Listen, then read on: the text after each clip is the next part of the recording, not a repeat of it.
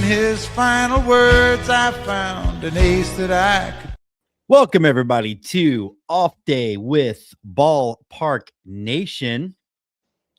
We are here live again after a couple of weeks off. Luckily, I guess not a couple of weeks off, but some time. Andy, how's life for you? How are you doing? I mean, it's just 3 episodes. I'm living the high life in a Homewood Suites near downtown Austin, right off of Rainy Street. I'm headed to the metropolis that is Round Rock, Texas this morning for my actual job that actually pays me. So, little road tripping today.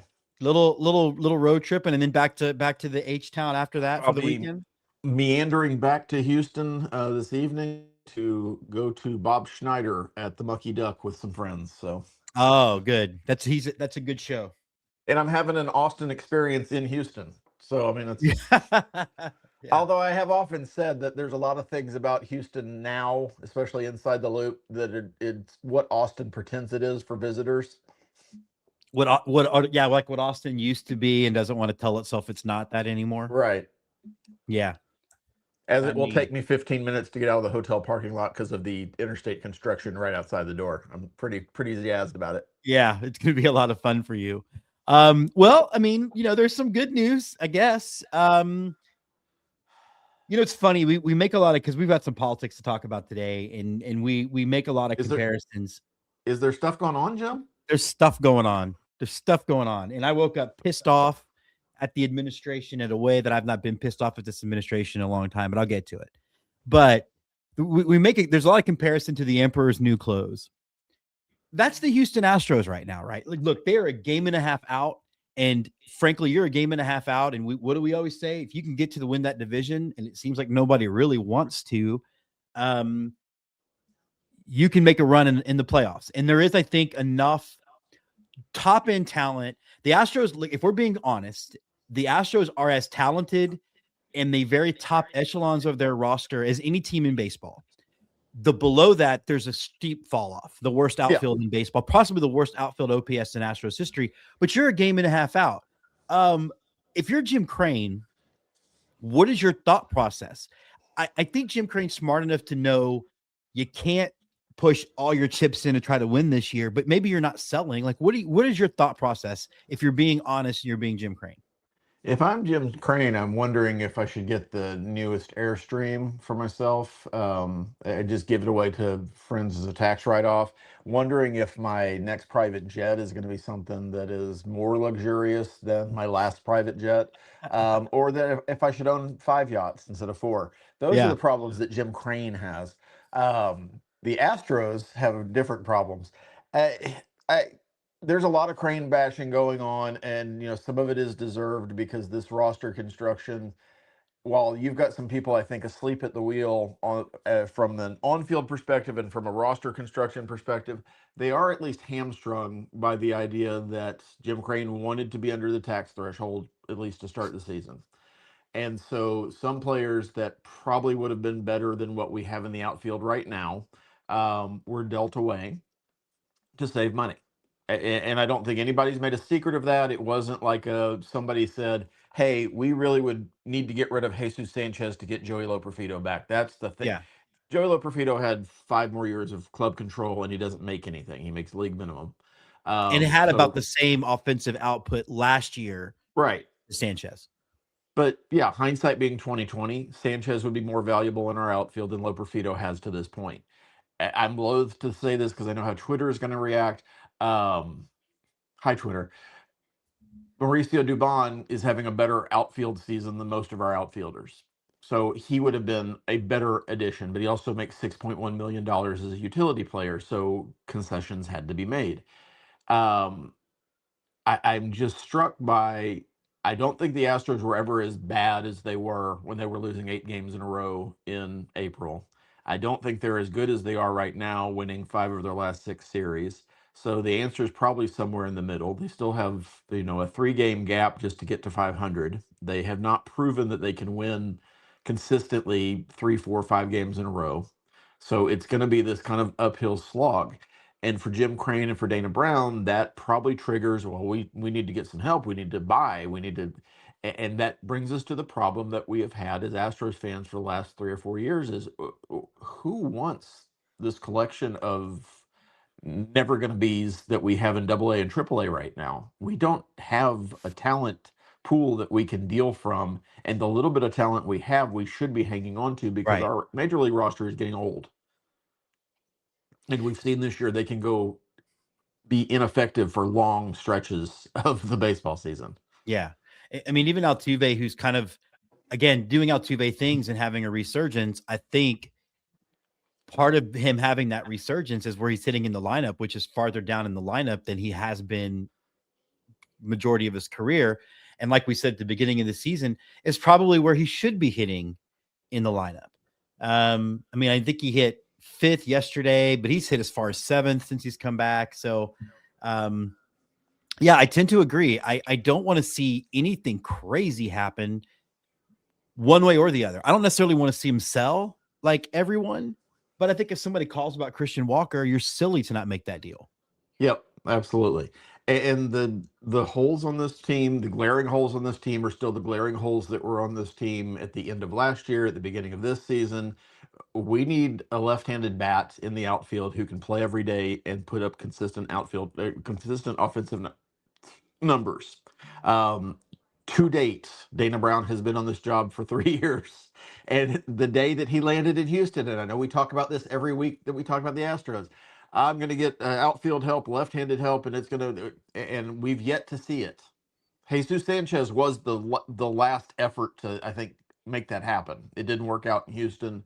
Hindsight being what it is, again, he'd be helpful in the outfield the way he's playing this year, but this franchise has a real problem developing offensive talent. When you look at the guys on our roster, the only player that I would consider an above average offensive player at this point is Jeremy Pena, that this club has developed. And before that, you go back to Kyle Tucker. That's a pretty big gap. Yeah, you had a great run with Springer, Correa, Tucker, Alvarez, but you start looking at position players and what we have in the farm, and the guys that people are getting excited about are in single A right now. And they might be in double A by the end of the year, but they're going to be in double A because we've had so many injuries at the major league level that everybody's basically shifted up a level that's worth anything already this year. That's not generally the sign of a good club. That's not. I mean, Lucas Spence is in AAA because he's having a good season, but if we hadn't had the rotation of outfielders that we've had, Lucas Spence would still be in Corpus Christi right now. One of my super big concerns is we talked about Dana Brown's not good at making deals. Like he fumbled the ability to move Paredes in the offseason, thinking he had more cards than he had. But they've already issued a public statement saying, don't waste your time asking about Walker or Pena. Why would you do that? Even if you've no intention of trading those guys, what does it help you to say that out loud? I'm baffled by most of the stuff Dana Brown is doing these days. And I've held out hope that he was going to show some level of competence and grow into his job. We knew this was an on-the-job training thing. He had never been a GM before. And the first 2 years, I think he did as much positive as he did negative. But we're getting into this middle of the third year, and you look at the whole of his tenure, and the minor league system has not gotten appreciably better. The major league roster has big holes, and his answer seems to be nonsensical, almost train of thought kind of stuff. Just, well, don't ask about Christian Walker. Why wouldn't you?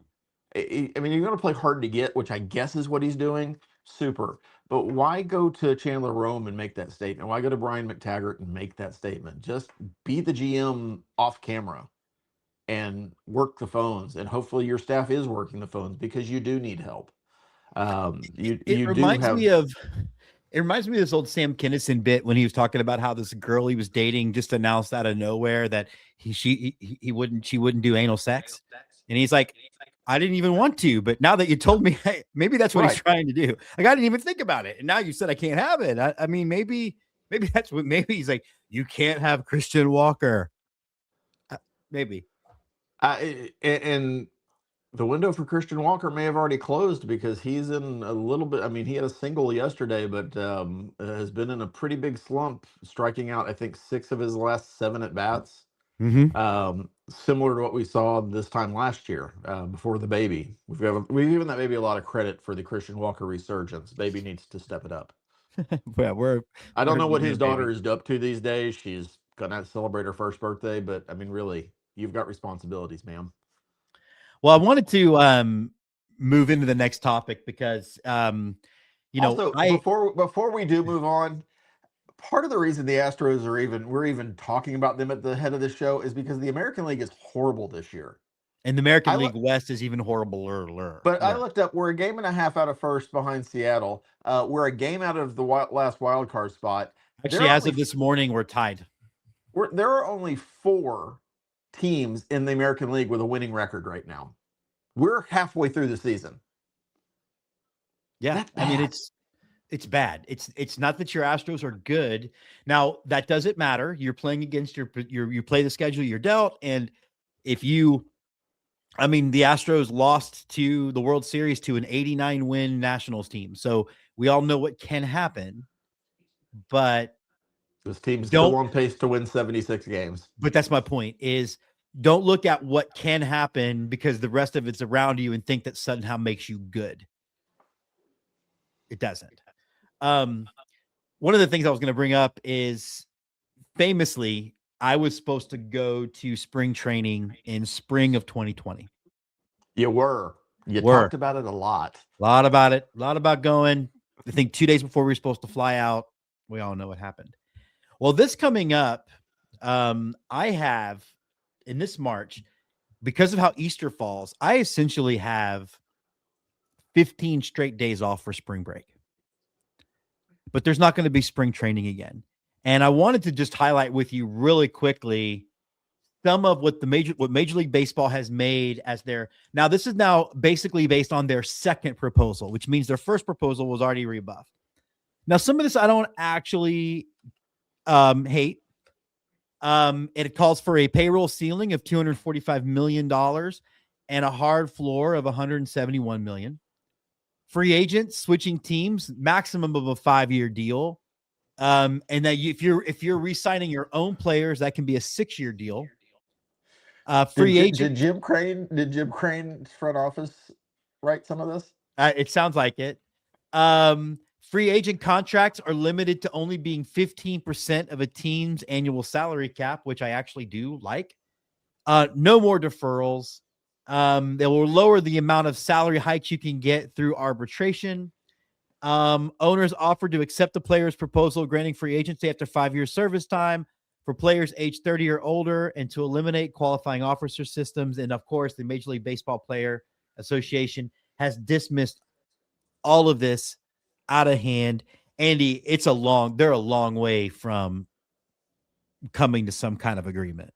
And in a normal negotiation, I think everybody knows the first offer is not the best offer, and this is clearly something that Major League owners have no intention of actually happening.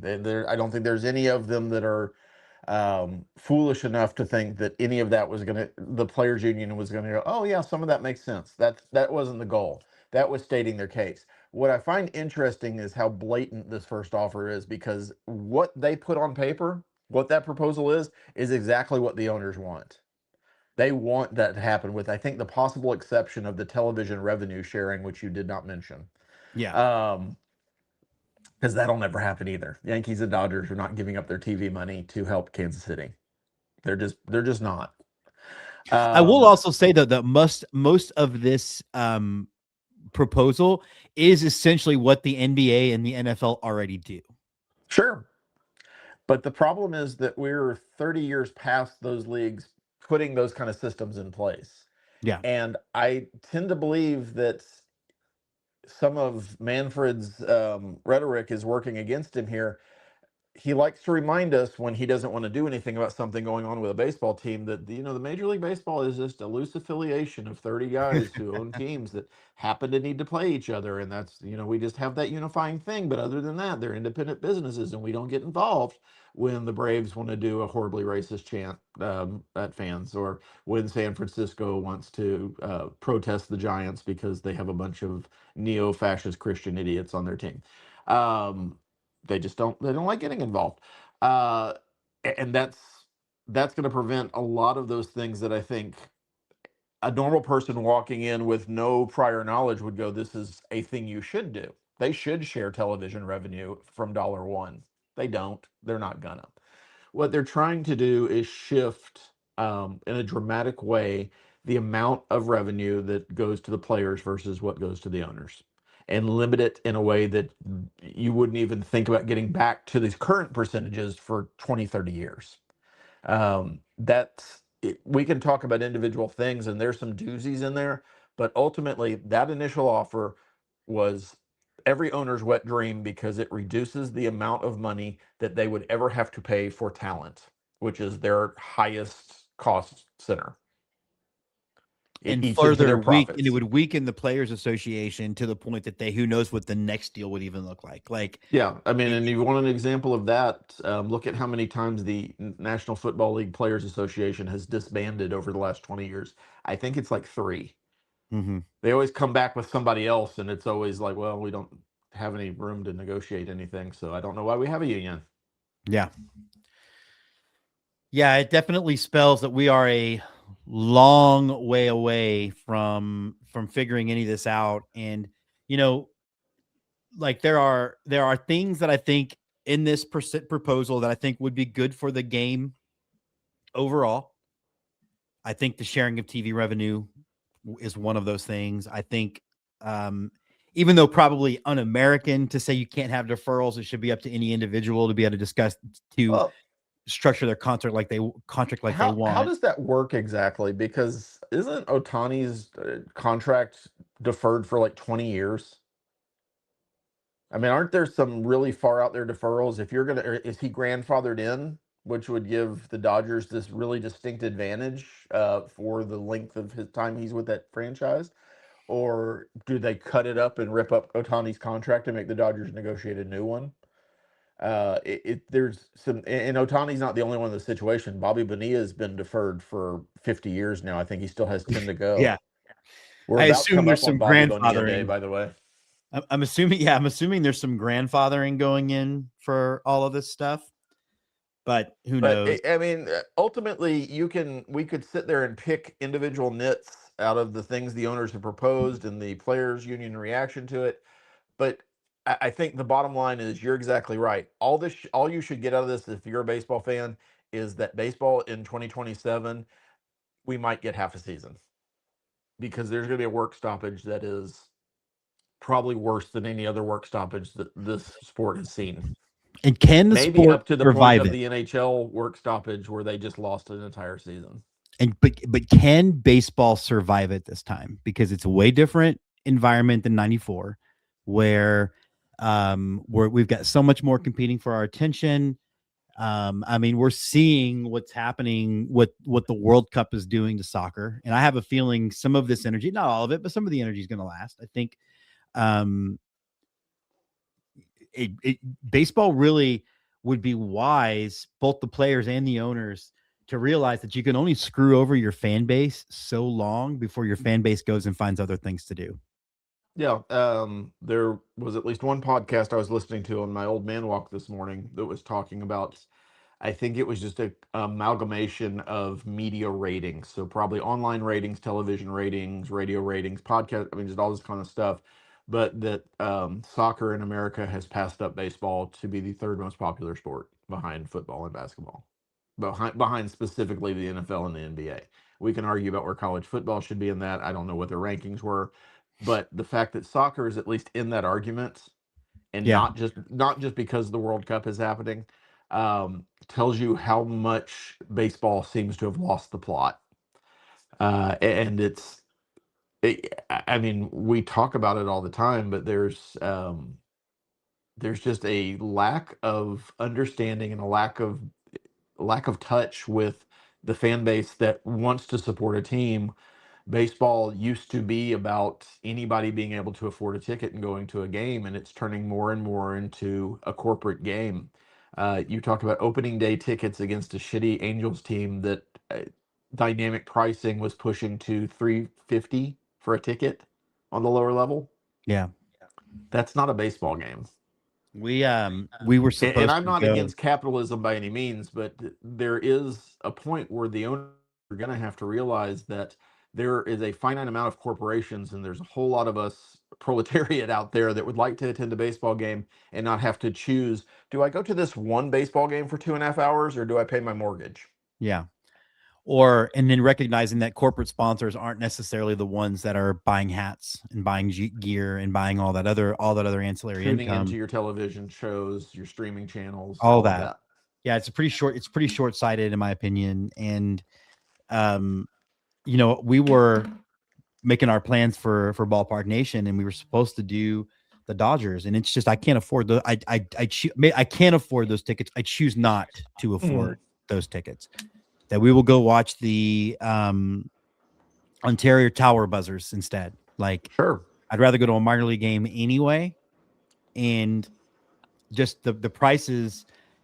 The prices have caused me last minute to not go see even the Reds. Even the Reds was ridiculous with how much that ticket cost. Well, I mean, I realize California is a big state, but if you told me we're going on a California baseball trip, I would just as soon do a tour of Chavez Ravine without seeing a game and then drive however long it takes to get to Inland Empire to actually have a good time at the baseball game. Yeah, and it's 40 minutes. There you go. Yeah. Yep. Speaking of which, I'll be seeing Inland Empire voice Steve Wendt at the Ontario Tower Buzzers game. You know who else is not going to be seeing the field? How shocked are you that the NFL told Sorsby to go take a hike? At first, I was very shocked, and then in retrospect, not shocked at all. Why would anybody? In fact, and I was shocked, Andy, that in their letter they pointed out that he has taken no responsibility for his action. Well, I found the lawyer's response super interesting. So to back up just a little bit, Brendan Sorsby 2 weeks ago withdrew his lawsuits towards the NCAA and decided that he was going to declare for the NFL supplemental draft, a draft which has not been held. Happen. Yeah, a draft which has not been held, I think, in at least 6 years. And there had been no announcement that there was going to be a supplemental draft. So I think his mindset or his team's mindset was that, well, if I'm available, they'll trigger the supplemental draft. And the NFL basically told him that, as the NFL will do, we don't think any one player is bigger than this organization, so we'd have no desire to have a supplemental draft. And frankly, I don't know that even if we had one, you'd get picked, which turned into this, well, it's a violation of your CBA not to have one. Well, guess what, buddy? You're not protected by the CBA because you're not an NFL player yet. You don't get to be one of those till you sign a contract.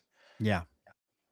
So there was a lot of putting the cart before the horse in this whole thing. And the bottom line is the NFL is not going to lose whatever happens with this. And Brendan Sorsby will be enjoying football like you and I will this fall from his couch, preparing for the 2027 draft. You and I won't be preparing for the draft part. No, we won't.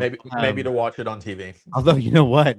After a year of not playing football, and I also, it's funny. I saw a lot of, I saw a guy that he's a Georgia fan. I think it's John Tweet Sports is his name, but pretty good dude from what I can tell.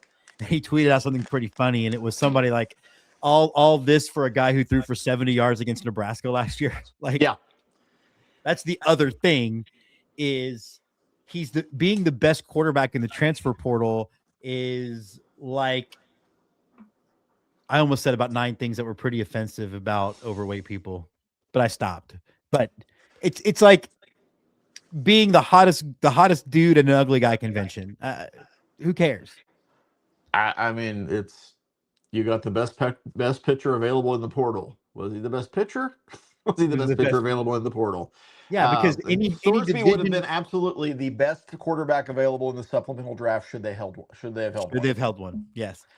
But like we mentioned on our last episode, teams like Georgia or A&M or Texas or anybody but Cincinnati is not letting their top quarterback get into the portal. That's the one position that I doubt very seriously, you're going to see a lot of major programs try to address through the portal. I think we're going to get into recruiting in a minute if we have time, but like Texas has signed its next 6 quarterbacks are in its quarterback room. Like, you're going to develop your quarterback as early as possible.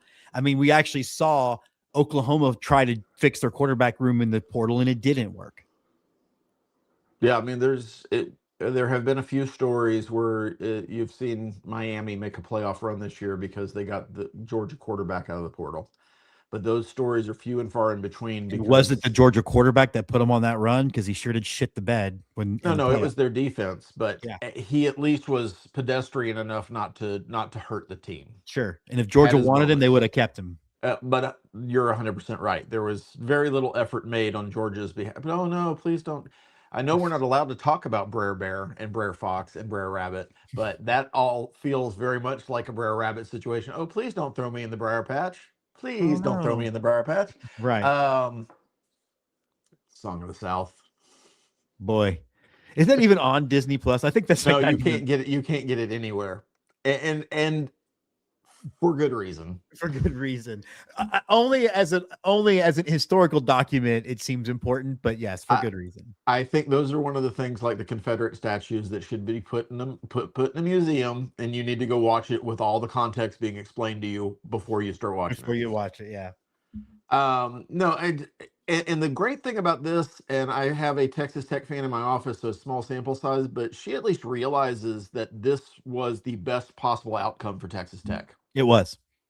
They still screwed the pooch enough that they did, and they're going to have to work over that. But she was very, very pleased when Sorsby withdrew from consideration playing for Tech this year a couple weeks ago, and I think she realized that what we're realizing is that the juice isn't worth the squeeze with this guy, A, and B, you just have this stain that you have to deal with for not just the 26th season, but for seasons after that, because there will be a certain amount of scrutiny that Tech doesn't want to invite to their program when they start just getting their buddy judges to sign injunctions to get players to play. And I know Cody Campbell is used to getting his way because he has all the money in the world. But it was nice to see that didn't happen this time. And honestly, if he was honest with himself, it's like I said, the best possible outcome for Tech, even if they don't have a quarterback for the first 3-4 games of the season. And I think, hey, do you think they still want to play Texas? That first game? I haven't heard much about that. They've stopped talking about that, haven't they? It's weird how that just fell off. Yeah. Where are you, buddy? Come on, kid. Chalk it up. Yeah, I do think, though, that there has been some long-term, maybe not irreparable damage, but long-term damage to the Texas Tech brand through all of this, though, because they ended up on the wrong side of the most obvious story. And by the way, he's not even enrolled there anymore. I thought they cared about the young man's well-being. They're not going to keep taking care of him. If you're going to be a team of mercenaries, if you're going to be the outlaw team, you have to win games. People used to like the Oakland Raiders because they flaunted the rules, but they won a lot of football games. Texas Tech flaunts the rules and doesn't win anything of significance, and so it's a weird kind of vibe coming out of Lubbock. It really is like the little kid brother going, "Notice me, notice me." No. I did, and I didn't like it. I didn't like it. It does bring up the question, though. You know, it's funny because recruiting season for 27 is really obviously full-throated as we are just a few months away from the first signing period. And you're already seeing, like I mentioned, Texas has already signed a quarterback for the 28 class. And our fan bases are doing the thing where they're yelling at each other for whatever reason. But really and truly, man, like between two signing periods and the portal becoming so important, it doesn't really matter how good your recruiting class is, because particularly schools like ours will be able to, like, I think if you can recruit offensive linemen and quarterbacks, you can backfill the rest of your position through the portal and stay competitive year in, year out. I know a lot of even Texas fans are saying this is the all-in year for Texas because of whatever they've done. You don't think they're not going to pony up the same amount of money next year? I mean, it's not Jim Crane in the Astros. Like, this is not a same situation. Well, in Texas, it depends how the tort market is going and how the oil prices are faring. So given our current government, who knows how either of those things are going to work. Although the oil price is pretty good right now, buddy. Right, but according to certain orange people, it's all coming down. And then, matter of fact, we're going to sue the gas companies because they're not bringing the gas prices Yeah, down fast enough. right. Because I've never paid attention to how gas prices work in my life. Yeah, I don't want to go as far as saying that high school recruiting is meaningless because I think there are positions that you want to grow your own Like as quarterback. much as you possibly can. And I think offensive line, quarterback, and defensive line are where you should be making your bread and butter. I think the skill positions, those should be plug and play. So you should be able to pick a good wide receiver or a better wide receiver than what you have. Every coach would tell you they want to grow their own. They want to recruit high school kids that are 18 years old and have them in the program for 4 or 5 years. That's not realistic anymore. Do I like the fact that my college right now has, depending on what source you're looking uh, at minimum a top 3 signing class? I do enjoy that. They've got somewhere between 8 and 10 5-stars that have signed to play for A&M, bunch of offensive linemen. I just don't think you waste a lot of capital with high school recruiting the way it used to be because that money is being spent on established players. Mm-hmm. I don't think you're going to see, and I know we have Indiana as an example of a school that has done it, but I don't think it's going to be commonplace for a team of just purely 85 guys who have played here for 1 year kind of thing being consistent national championship Well, contenders. Dion's tried it in Colorado for 2 years Yeah, now, and it's failed. right. So I think there's got to be a blend. And I think that high school recruiting, if you look at your school, you look at our schools, it's not, there is no point in pumping up your recruiting ranking by hiring a bunch of or recruiting a bunch of 5-star safeties who are never going to see the field. I know you had a coach who was really enjoyed his Red Bull and cocaine. What was his name? Prior to between Strong Oh, and Herman. sorry, yeah, Tom Herman. Well, he loved to get him some safeties, didn't he? But he had really highly rated recruiting classes. But if you look at those really highly rated recruiting classes, you can only play 2 safeties at a time, maybe Yeah. 3 if you have one of them on a nickel.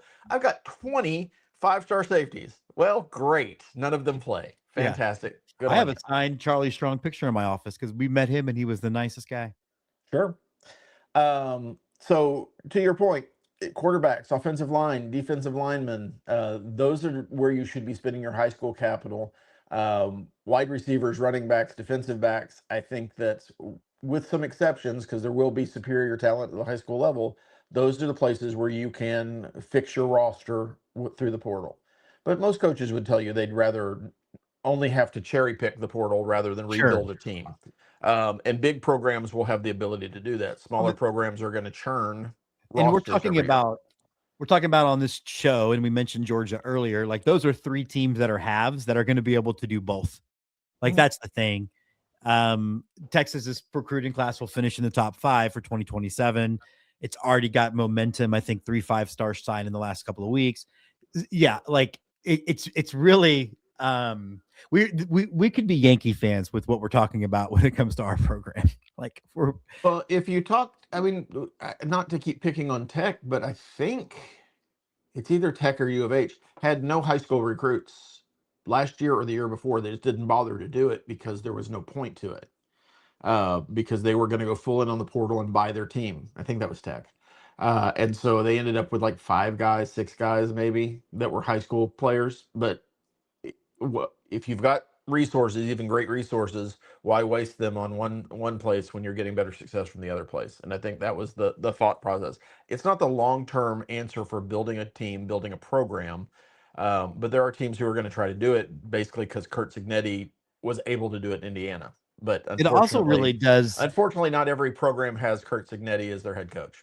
It also really, Andy, it's also really sad because I think that is the kind of approach, if the approach becomes ubiquitous, and I agree with you, I don't think it will be, but it is the kind of thing that really will remove some of that heart from college football. Yeah. But you need guys like Michael Taft. You need a Michael Taft that's there because he wants to play for Texas and doesn't want to play for anybody else. And you need that 12th man type guy in College Station that's like I know that you guys are guns for hire, but I'm an Aggie. And when but Texas Tech doesn't really have any kind of other reputation. You're not going to see Texas Tech like be excited about graduation rates the way you see again out of our two schools, because our schools actually have academic reputations. Like They throw tortillas. Does that count? Not anymore. They're not allowed to. They can't I even do mean, that. allowed. Cody Campbell just paid that fine. He did. Yeah. I wanted to hit on a couple of really quick political issues before we go, because we do a lot of picking on Donald Trump on this show, and we're even going to do that here in a minute. But I want to talk a little bit about what happened with New York and the election of Democratic Socialists. And it's so on brand for the Democratic Party to run the risk of fumbling this amazing opportunity they have in 2026 and 2028. Now, most likely, Democratic Party recognizes that the type of candidates you elect in New York are not nationwide type candidates. Mm-hmm. But they're not saying that right now. They're saying this is the direction of the Democratic Party.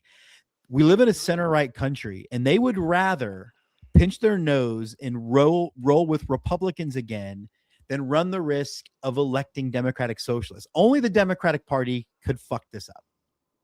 And they won't fuck it up in the midterms, but by the time 2028 rolls around, they'll have come up with some new brand of fuckery to completely lose the moment that they could have. And then by then, Trump's been 25th. And so...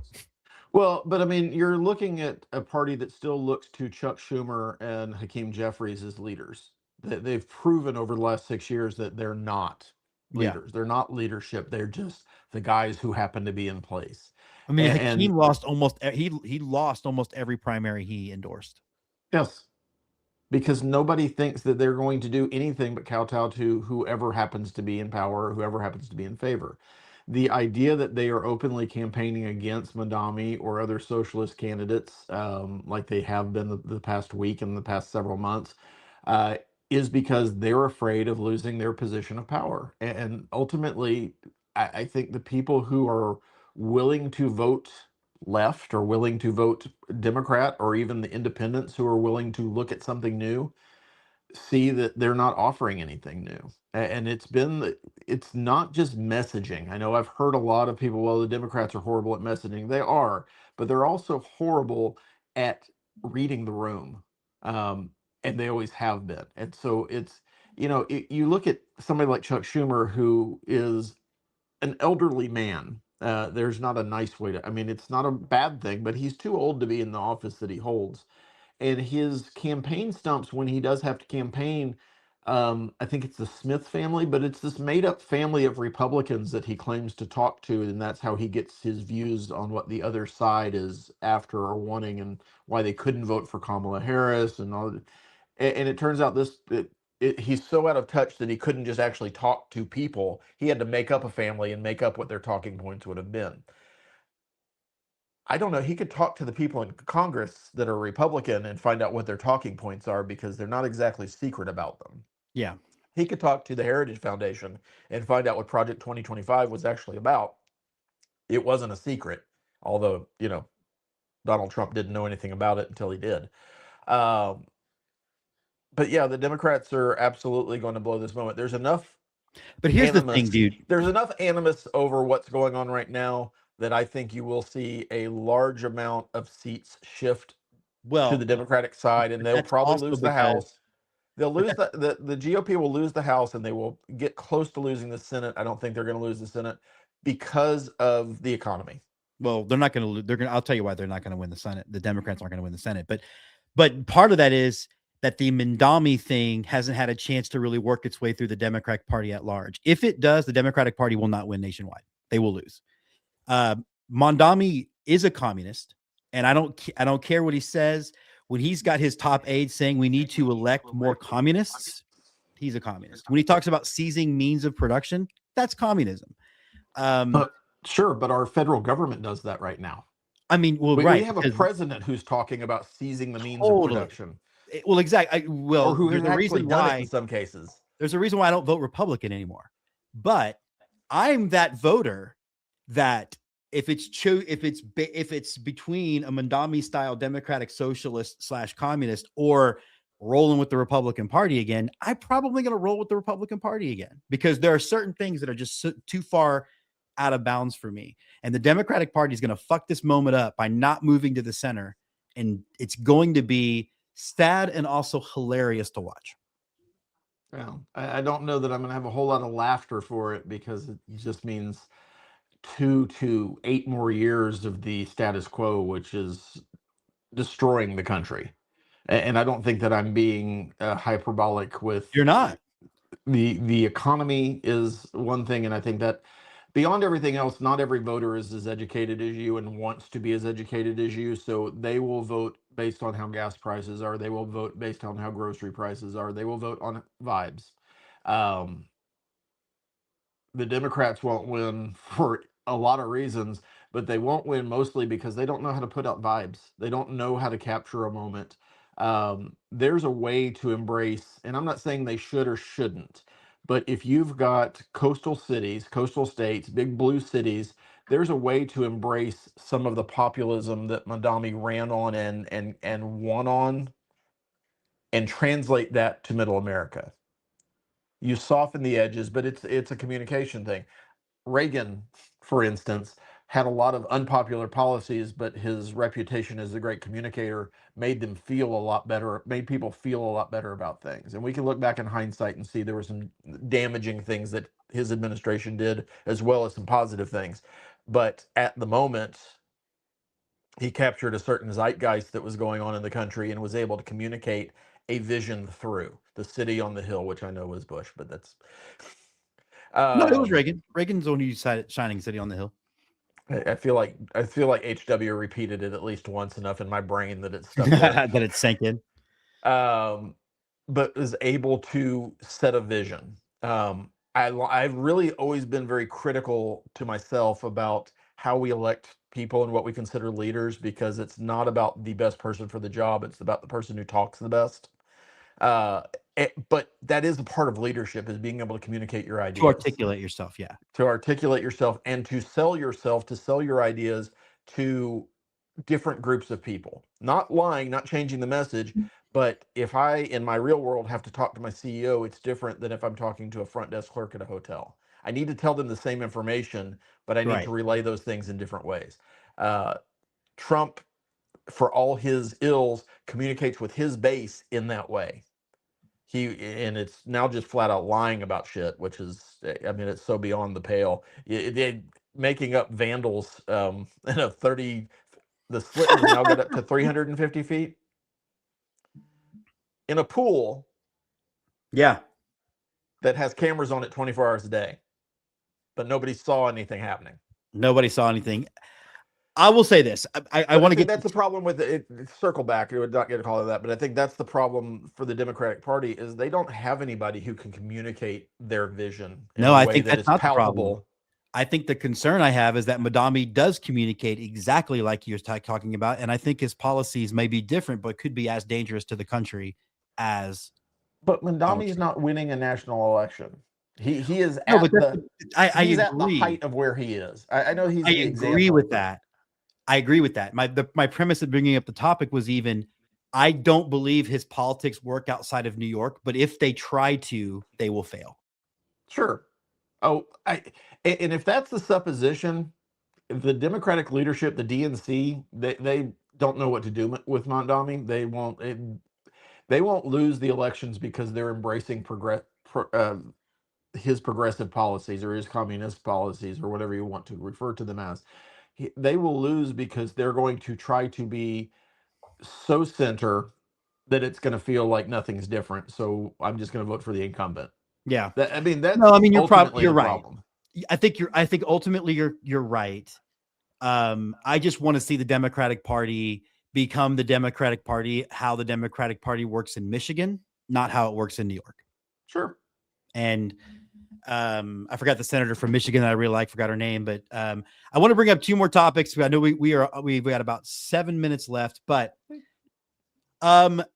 Andy, I am as believer in the beauty of West Texas as anybody. Big Bend, if you've never been out there, some of the most beautiful country on the planet. Donald, keep your fucking wall out of Big Bend. That's all I got to say. How about that?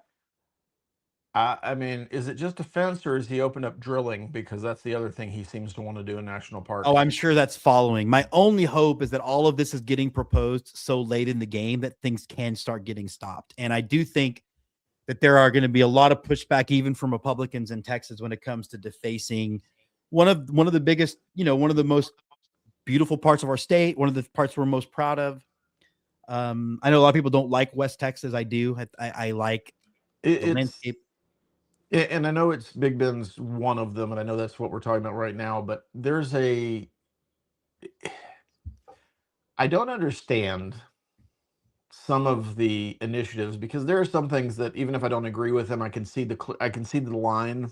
So you're doing this because you want this result.